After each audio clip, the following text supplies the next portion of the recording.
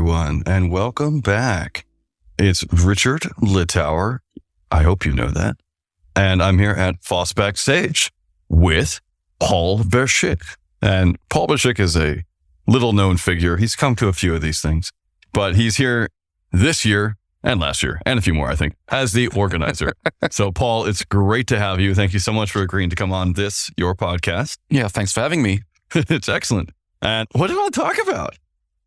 I don't know. I'm open to everything. Really, the conference, there's so much to see, so many people to talk to. Yeah. But it's also, it's a conference. It's quite exhausting, and being the organizer is. Yeah. You may have noticed that I've just been sitting here occasionally alone, just doing nothing in the podcast room, because talking to people all day takes too much. Yes. And I have 4 hours of podcasting, and I've realized, you know what? If I don't talk to anyone else, if I don't go to a single talk, but I hold those conversations well, it doesn't matter. It's fine. How many years have you been organizing FOSS Backstage? Well, FOSS Backstage, actually, I've been there right from the start. So, Isabel and Stefan, yesterday evening, they retold in brief the story of how they came up with it and how they approached us and said, hey, do you want to do this conference with us? We have this great idea of bringing people together, talk about open source, about the backstage bit. And I was there right from the beginning, I think in 2017, they approached us first. Cool. And it's interesting, and to see how it developed. It was the first conference that I really helped build up from the ground up. Yeah.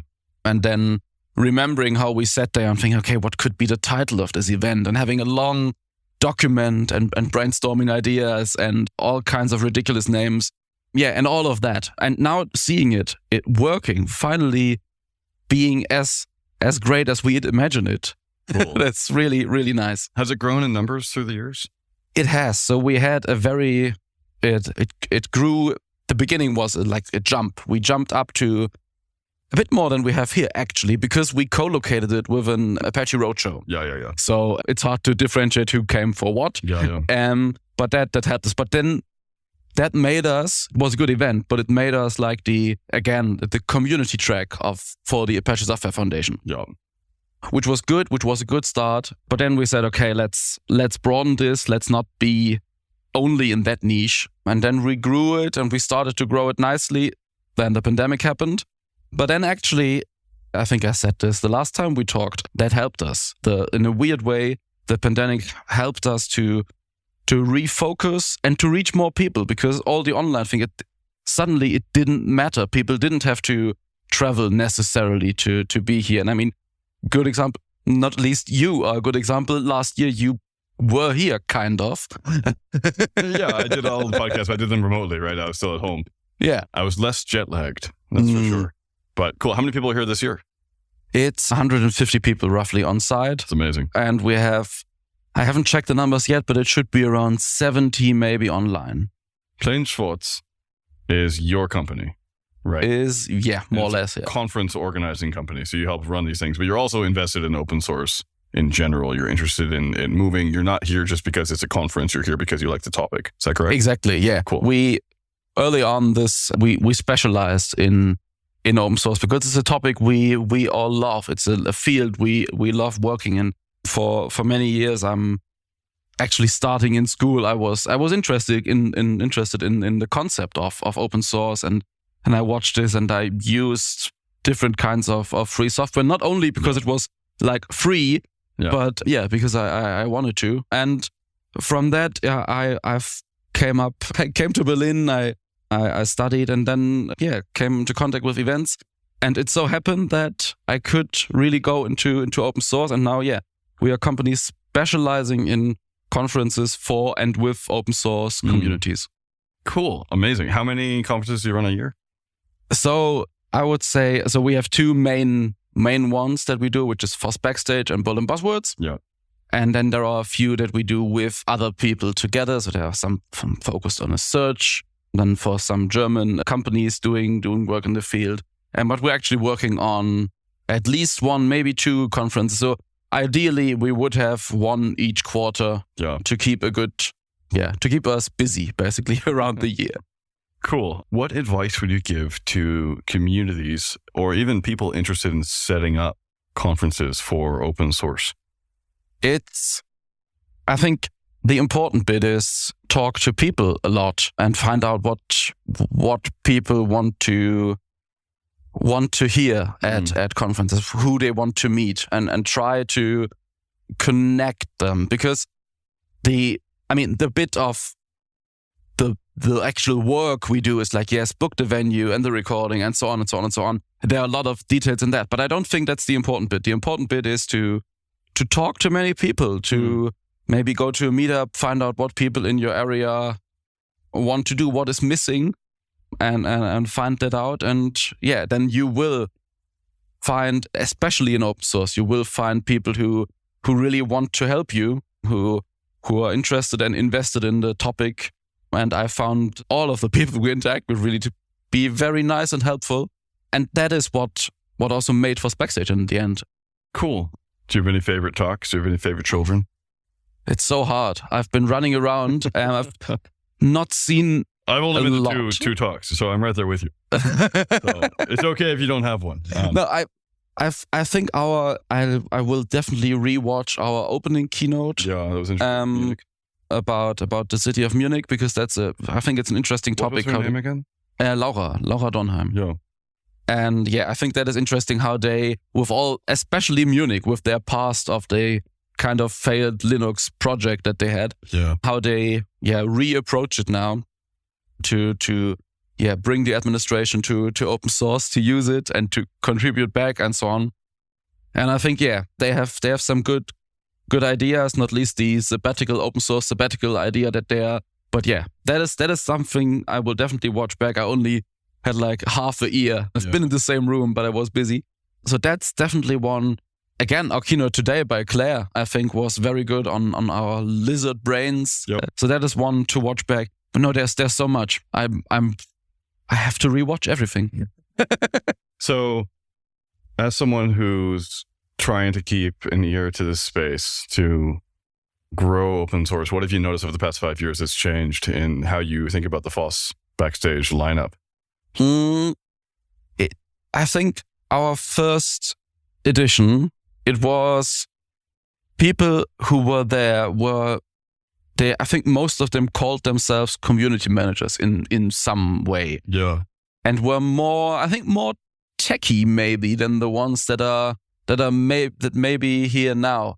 I think the whole OSPO topic came in the past couple of years and really grew and together with things like inner source and so on. I think for the first FOSS Backstage, we had Denise Cooper as a keynote, and she spoke about inner source and things like that. And she also co-founded OSPO++ with Claire Dillon, Jacob Green, me, and Saeed Chowdhury. So exactly, yeah. So yeah, and that actually has changed. So I remember from the beginning on, we tried to say, okay, because this is a topic, we thought, okay, it's nice to have the people here who already do open source, but let's get the people who want to and maybe don't know how. What does it mean to use open source in our company, in our organization? How can we get better and things?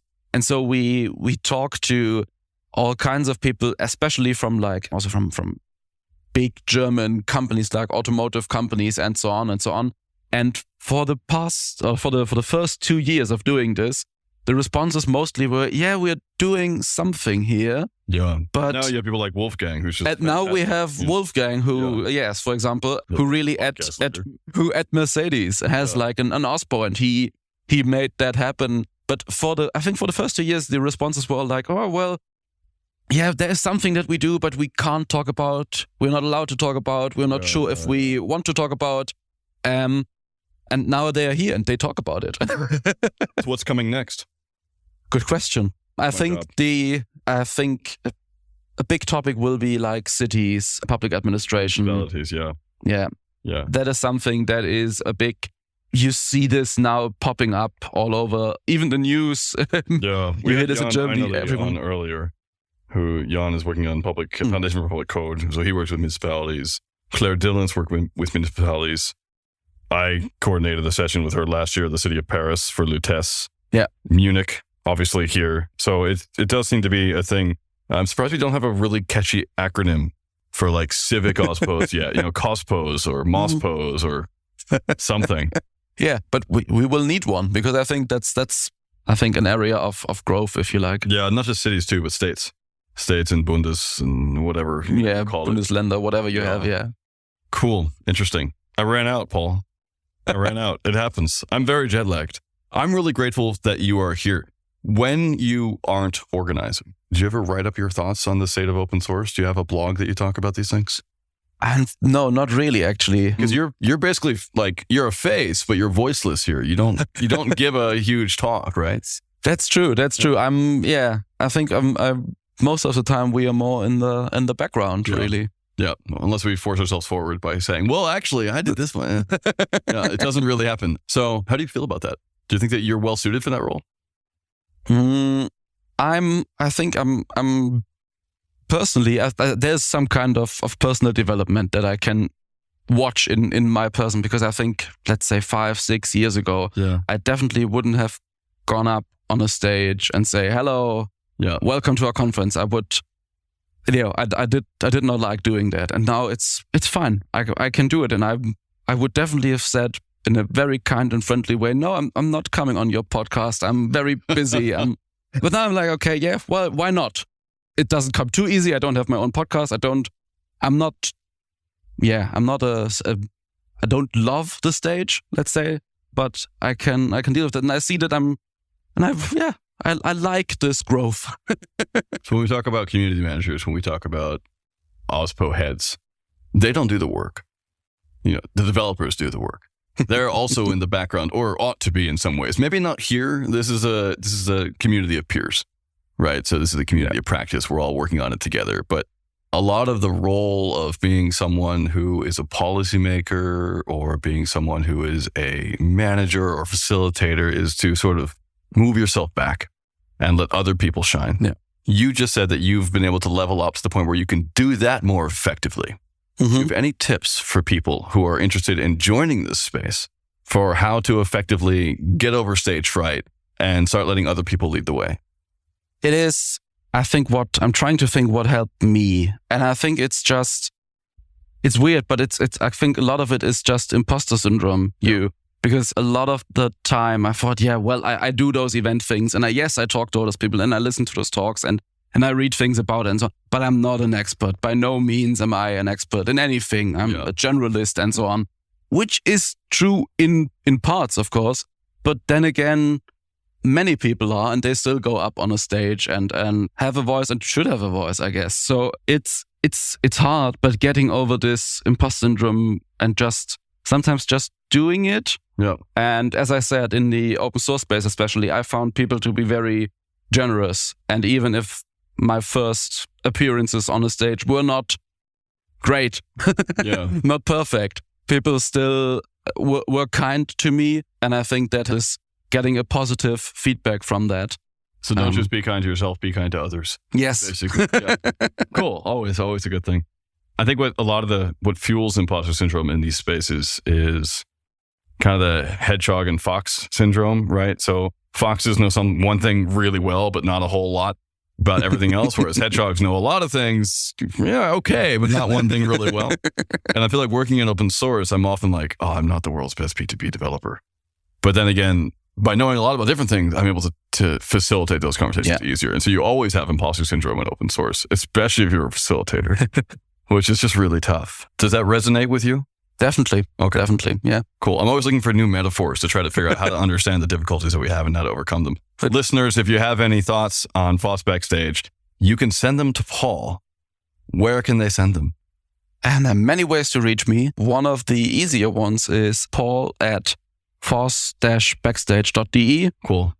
And I'm always happy to hear from you. Also in the Fediverse on Mastodon, you can find me. I think there will be a link somewhere. Yeah, we'll put a link in. We got to add a Mastodon field. Paul Berschick, thank you so much for coming on. This has been great. Yeah. Wish you the best of luck for the next 30 years of FOSS Backstage. Thank you very much. Hello, everyone. Welcome back. This is Sustain at FOSS Backstage. So I'm here in Berlin today. Very excited to get on to the afternoon of the second day here. And I have my first guest of the afternoon, So if I fall asleep from eating too much, well, I'm sorry. It was very good food. Thank you, Peterja, for being the food sponsor today. So I'm joined right now by Oleg Nenashev. Oleg has been on the podcast before. You may not recognize him from the Sustain podcast. He was on the Sustain Open Source Design podcast, which, as you may remember, we also have. We have like 30, 40 episodes. Yesterday, we had Pablo Ruiz Musquiz. I did not pronounce that correctly. I'm sorry, Pablo, who is one of the co-founders, along with other 13 people, for PenPot. So if you want to check out those sorts of podcasts, go to sosdpodcast.sustainoss.org or sustainoss.org and then just follow the links. But anyway, we have Oleg on around a year and a half ago, and he is very influential in the community. So first off, he's a TOC chair and community ambassador for the Continuous Delivery Foundation. He's also a core maintainer and board member of Jenkins. Probably why he's here in Berlin. Jenkins is in Berlin, right? Jenkins is everywhere. It's everywhere. But I know there's an office here. Also works out with Google Summer Code. Also volunteers at the Free and Open Source Silicon Foundation and has a PhD to boot. So, Oleg, how are you doing today? Yeah, thanks a lot for inviting me. I'm quite happy to be here. It's one of my first conferences after a long break from public speaking. And actually, I enjoy this conference. Everything is about open source, various challenges, not something we usually talk about at big conferences. And of course, sustainability of open source is the key topic there. So for me, it's super exciting. I'm super excited to have you. I love this sort of conference too. And I love having these chats. I actually haven't really been to any of the talks. I went to 2 of them. Because I get my own little conference over here where I get to talk to people about their talks and then ask all the questions I want, which is the way I like it. Oh, like you're giving a talk later this afternoon, correct? No, actually, I gave it in the morning. Like I said, I missed all the talks. And what was it on? It was about open roadmaps for your open communities. Tell me what that means. Yeah, so there can be different meanings. Initially, this talk could be considered as why it's nice to have open roadmaps and how they could help your community to grow.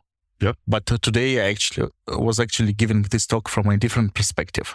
So after we introduced the public roadmap in Jenkins 3 years ago, what changed and how it actually worked. And for me, it's a nice presentation because in Jenkins it actually didn't work. So it's a kind of interesting retrospective about what could have done better and also what we could improve with the new tools like GitHub projects and Actions and all the ecosystem. And yeah, it's nice to take a look of what happened 3 years ago, how they first started when I was pushing it as a champion. Yep. Then I had a burnout, disappeared from the community. Then I took sabbatical because of the war. And you see how basically a really nice initiative doesn't work well. First of all, the community is doing well in Jenkins. It keeps evolving, but the public roadmap effort definitely hit a bunch of obstacles. So now I had an opportunity to just discuss why it didn't work, what could have been done better, and how we could have ensured sustainability of all this process on the top of our community that is still quite vibrant. So you've just told me a lot of like the timeline of it. Yeah. Tell me how you initially set about having the public discussion. Okay, so Jenkins itself is a very old project. Yeah. I mean, it's 19 years by now. Yep. So actually next year we will be celebrating 20 years of Jenkins. Congratulations. Yeah, it was open sourced a bit later.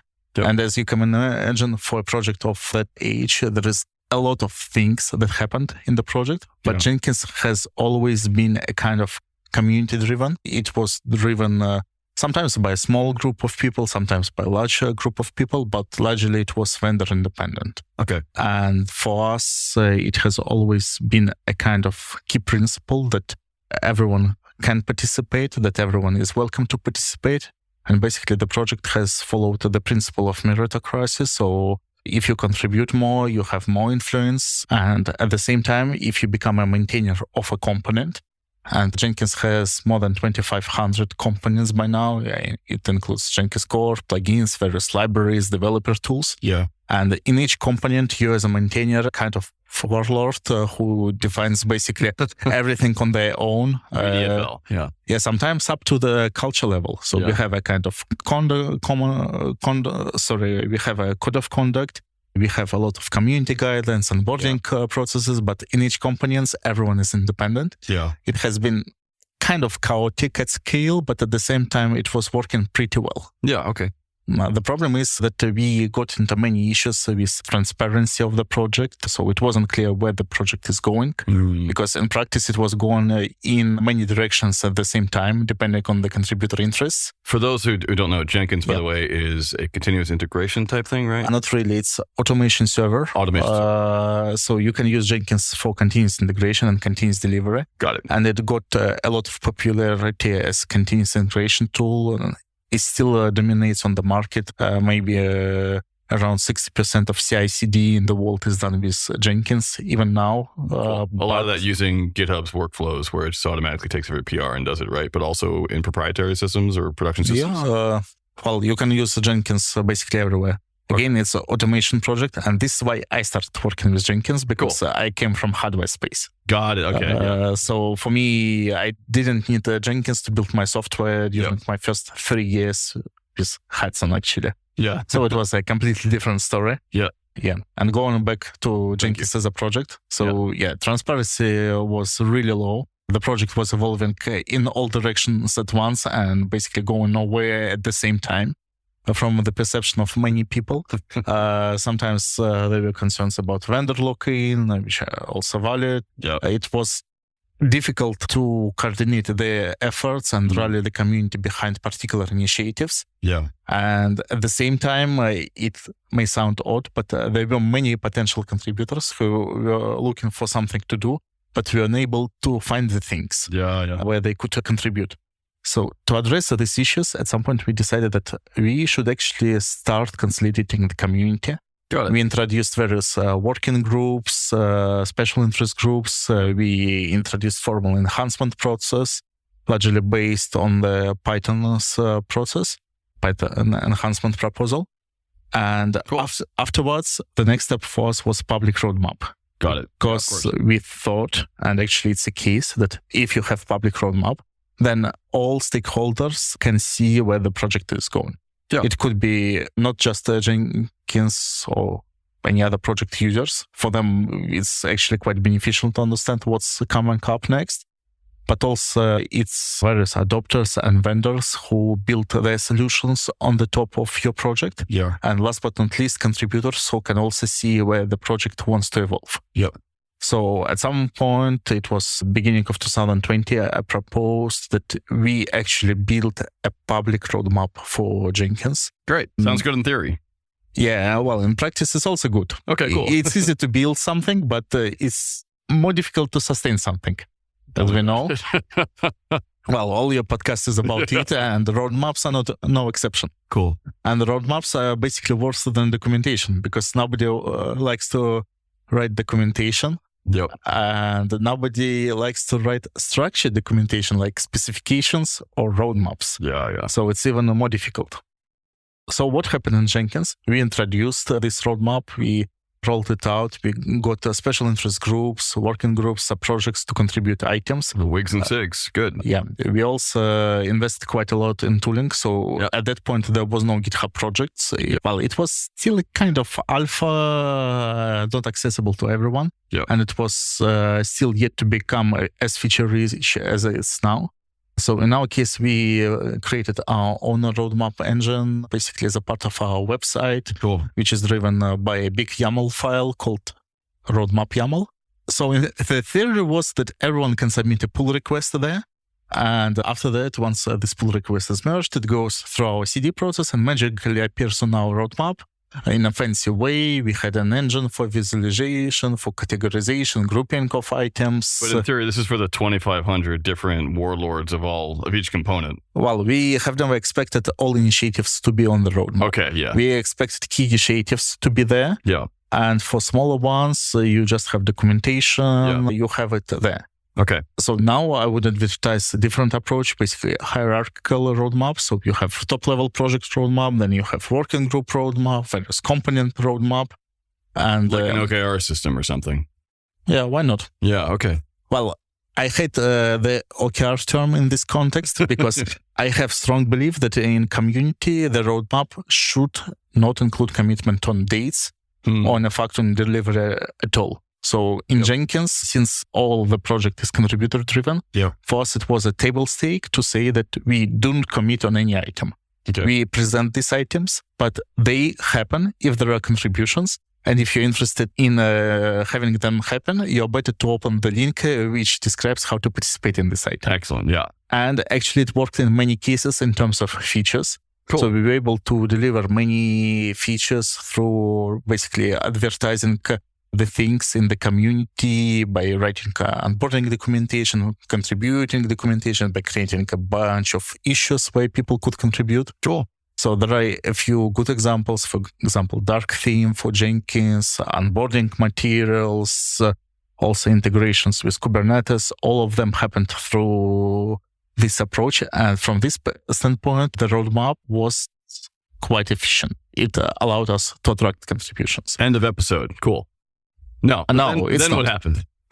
Then things happened. So first of all, roadmap to some extent was a single person effort. I mean, it was my effort.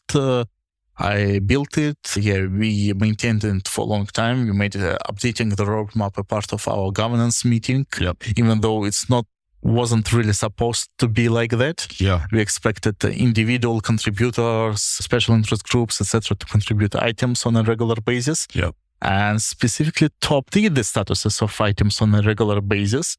And basically, it was a big mistake because it didn't happen from very beginning. And later, in the end of 2020, when I had a burnout, then I disappeared from the community from quite some time. Even now, I'm, let's say, rather on sabbatical. Yeah. So basically, this process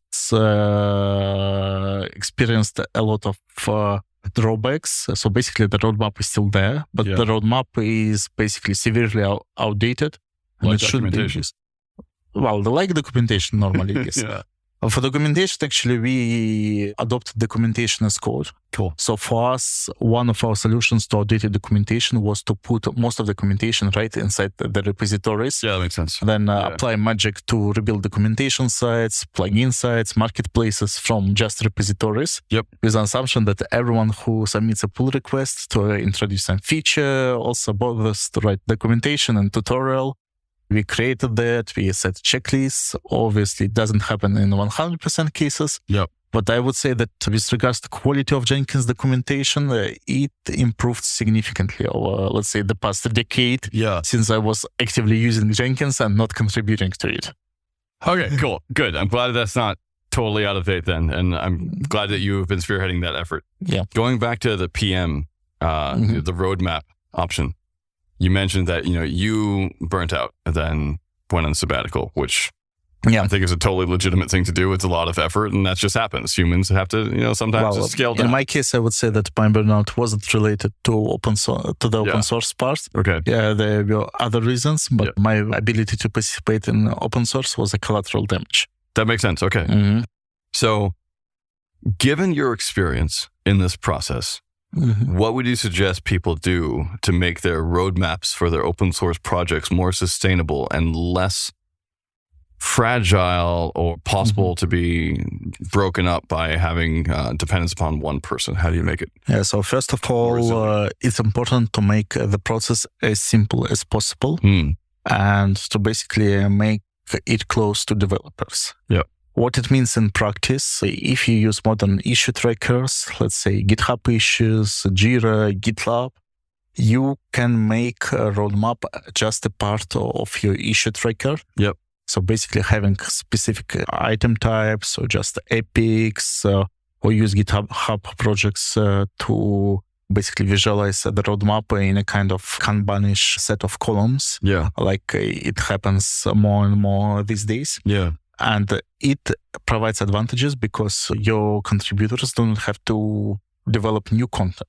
They just need to maintain the existing content well. So, for example, when you create an epic in Jira or GitHub issue, you clearly document what you want to achieve, sometimes provide link, provide contributing guidance. Yeah. And if it happens, for example, in GitHub, you can have an issue template for roadmap item or so, then basically you got your roadmap, and then you just drag it through the statuses and it automatically appears on the dashboard.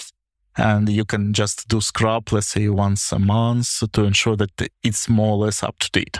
If I was curious about finding out how to better understand these words you're using, epic, Kanban, agile, all the basic like product management things that you have to do as a PM, but which open source developers aren't intrinsically educated about, given that most open source developers are much more interested in testing, where would you recommend people go to learn these things? Oh, well, actually, there are many sources. In my case, I tend to recommend Inner Source Commons as one of the entry points, because it tries to describe common collaboration process and common tooling. And actually, there is a lot of inner source patterns for common cases. That's funny, because inner source is meant to take from open source. So you're saying open source should go to inner source and learn how to do open source better.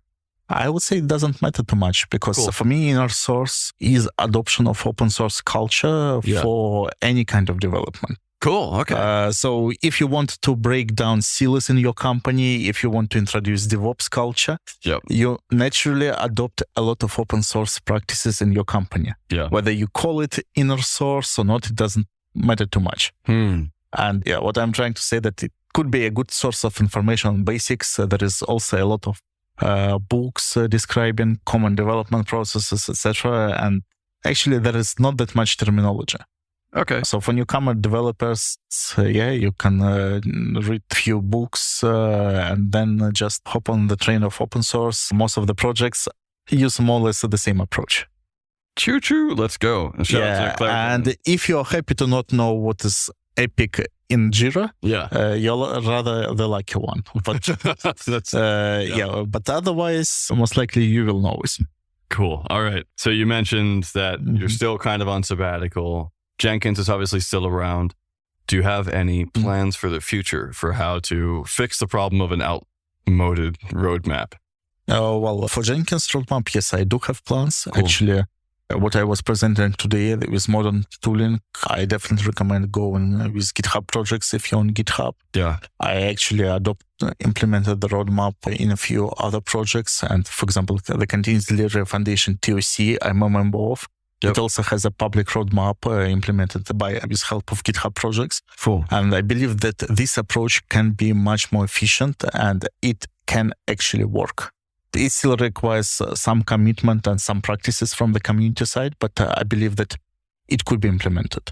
What I plan to do personally, I plan to improve things in Jenkins and to recover them.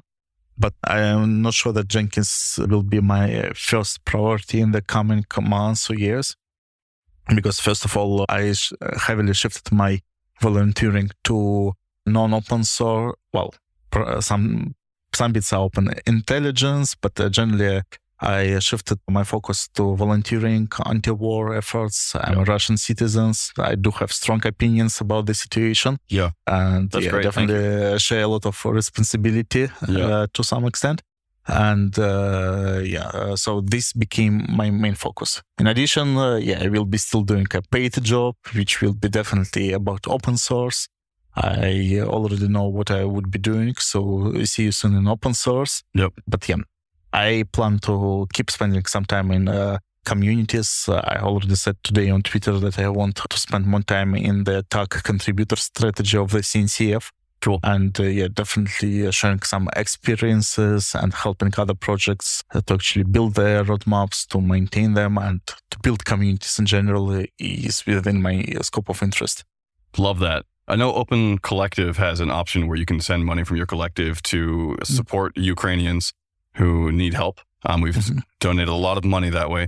I'm curious for you, do you have any suggestions for ways that open source projects can actively help with the anti-war effort?